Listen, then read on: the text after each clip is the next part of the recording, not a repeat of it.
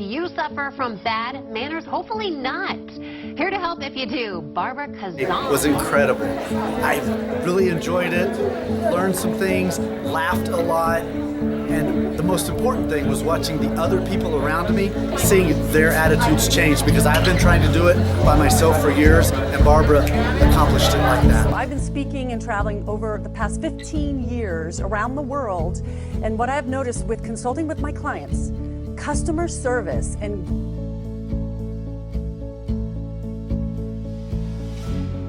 the main people at the top of the organization, if they aren't proponents of great manners and great customer service, and they don't treat their employees well, it's impossible for employees to treat customers well. It's got to start at the top.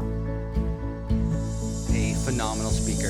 If you're looking for somebody to grab your audience's attention, deliver a quality message in a way that's entertaining, fun, and funny, which is engaging. Barbara was amazing. I would call her beautiful Barbara, because everything she said was absolutely beautiful. Look at the news. We turn on the news. Oh my God. Earthquakes, Ebola, I'm gonna die. He chose that attitude. And as a result, he enjoyed his job.